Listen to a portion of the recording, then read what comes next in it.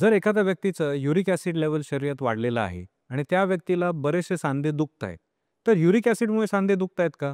नमस्कार, मी डॉक्टर सुशांत शिंदे आणि रुमॅटॉलॉजी इंडिया ह्या चॅनलमधनं आमचा प्रयत्न आहे की जास्तीत जास्त लोकांना रुमॅटिझम, आर्थरायटिस, वात ह्या विषयांबद्दल माहिती पोचावी. कारण की ह्याबद्दल समाजात खूप सारे गैरसमज आहेत आणि ह्यामुळे बरेच लोकांचं नुकसानही होत आहे.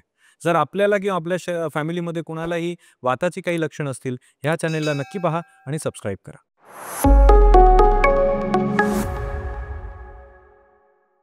आता युरिक ॲसिड म्हणजे काय?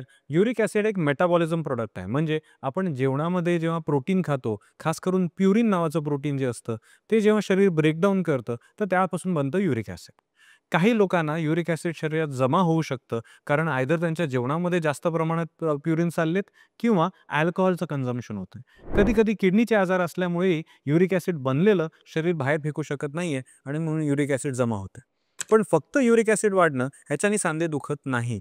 युरिक ॲसिड फक्त जर वाढलेलं असेल, तर त्याला आम्ही हायपरयुरिसिमिया म्हणतो आणि ते ॲक्चुअली बऱ्याच आजारांमध्ये वाढू शकतं. जसं की डायबिटीजमध्ये कोलेस्ट्रॉल वाढलेलं असेल, तर कुणाला मोटापा म्हणजे वजन वाढलेलं असेल, तरीही वाढू शकतं.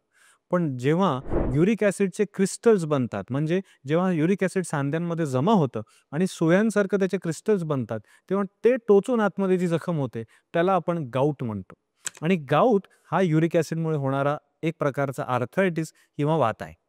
परंतु तो एकमात्र वात नाही, वाताचे इतर प्रकारही आहेत. जसं की rheumatoid arthritis, ankylosing spondylitis, psoriatic arthritis, SLE हे सगळेही प्रकार आहेत ज्याच्यामध्ये सांधे दुखू शकतात. मग असं ह्या सगळ्यांमध्ये युरिक ॲसिड वाढतं का? वाढूही शकतं, पण वाढल्याने काही नुकसानही होत नाहीये.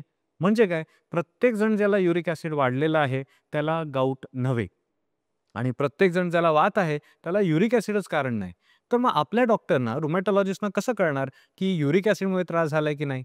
बऱ्याचशा गोष्टी हेल्प करतात. फॉर एक्झाम्पल, गाऊट जो युरिक ॲसिडमुळे होतो, ह्याचे अटॅक्स येतात. अचानक सांधा पकडतो. खास करून पायाचा जो अंगठा आहे, मोठा अंगठा, तो रात्री पेशंट झोपायला जातो तेव्हा ठीक असतो. सकाळी किंवा मिडल ऑफ द नाईट तो उठतो, कारण की तो अंगठा सुजलाय, अचानक दुखायला लागलाय. कधी-कधी हिस्ट्री असते, की त्याच्या 1 दिवस अगोदर बऱ्याच प्रमाणात नॉन खाल्लं होतं किंवा दारूचा इंटेक झाला होता आणि त्याच्यानंतर ह्याचा अटॅक आला. परंतु त्याविरुद्ध रुमॅटॉइड आर्थरायटिस जो कॉमन वात आहे, तो युजुअली अचानक येत नाही. हळू-हळू सांधे पकडायला लागतात, हळू हाताचे सांधे दुखायला लागतात. एकच बोट नाही तर बरेचसे सांधे दुखतात आणि काही आठवड्यांवर, दिवसांवर, महिन्यांवर हा आजार वाढत जातो. हे आजार क्रॉनिक किंवा हळू वाढणारे आजार आहेत, जे आम वाताचे रुमॅटॉइड आर्थरायटिसचे आजार आहेत. पण युरिक ॲसिडचे अटॅक्स येतात, जे एक दिवस अटॅक येतो, दुसऱ्या ते तिसऱ्या दिवशी पेशंट बरा झालेला असतो आणि बरेच आठवडे कदाचित बरा राहतो आणि मग पुन्हा अटॅक येतो. जर कोणाला अटॅक्स येत असतील, तर ते गाऊटचे असू शकतात. पण कोणाला क्रॉनिक आर्थरायटिस बराच वेळ सांधे दुखत असतील, तर युजुअली ते युरिक ॲसिडमुळे होत नाही. तसंच आपले डॉक्टर सांधे तपासूनही सांगू शकतात, की सायनोव्हायटिस म्हणजे सांध्यांच्या आत सूज आलेली आहे की नाही, जी गाऊटमध्ये येत नाही, पण इन्फ्लेमेटरी आजारांमध्ये, रुमॅटॉइड आर्थरायटिसमध्ये येते. काही ब्लड टेस्टही हेल्प करतात, जसं की रुमॅटॉइड फॅक्टर, अँटी-सी-सी-पी, ए-एन-ए हे सर्व टेस्ट आहेत, जे रक्तात तपास करून सांगता येऊ शकतं, की इन्फ्लेमेटरी आर्थरायटिस, आम वाताचे इतर प्रकार आहेत की नाही. जर गाऊट डायग्नोज करायचं असेल, तर फक्त युरिक ॲसिड वाढलेलं चालत नाही. म्हणजे दॅट कॅन हेल्प, बट त्याबरोबर सांध्यांमधनं जे सायनोव्हेल फ्लुइड आहे ते काढून त्यात तपासून युरिक ॲसिडच्या क्रिस्टल्स सोया बनलेल्या आहेत की नाही हेही तपासलं पाहिजे. ऑफकोर्स सगळ्या पेशंटची गरज लागत नाही. कधी-कधी आम्ही क्लिनिकली हा डायग्नोसिस करू शकतो. परंतु युरिक ॲसिडमुळे सांधे दुखतायत की नाही, हा जर मुद्दा बरोबर सेटल केला नाही, डायग्नोसिस जर बरोबर नाही लागला, तर ट्रीटमेंट कशी बरोबर होणार? म्हणजे जर पेशंटला रुमॅटॉइड आर्थरायटिस आहे, पण त्याचं युरिक ॲसिड फक्त हायपरयुरिसिमिया म्हणून वाढलेलं आहे, त्याला युरिक ॲसिड बरं करून सांधे बरे होणार नाहीत. त्या व्यक्तीला रुमॅटॉइड आर्थरायटिसच्या औषधांची गरज आहे आणि हा खूप कॉमन प्रॉब्लेम आहे जो आम्ही बघतो. म्हणजे आमच्याकडे येणारे पेशंट त्यांना असतो रुमॅटॉइड आर्थरायटिस, पण युरिक ॲसिडची औषधं चालू असतात. जस्ट बिकॉज युरिक ॲसिड वाढलं होतं. हे चुकीचं आहे. त्यामुळे बरोबर डायग्नोसिस करणं, योग्य डायग्नोसिस असणं हे गरजेचं आहे आणि हे काम करतात रुमॅटॉलॉजिस्ट.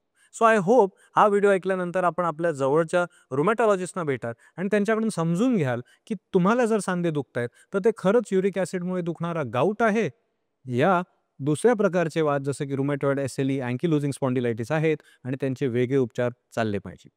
आय होप तुम्हाला या व्हिडिओला ऐकून काही गोष्टी नवीन समजल्या. काही प्रश्न असतील तर आम्हाला लिहून पाठवा. I will definitely reply back to that. आणि इफ जर तुम्हाला माहीत नसेल, की तुमच्या जवळ रुमॅटॉलॉजिस्ट कुठे आहेत, तर तेही आम्हाला लिहून पाठवा. नमस्कार. जय हिंद.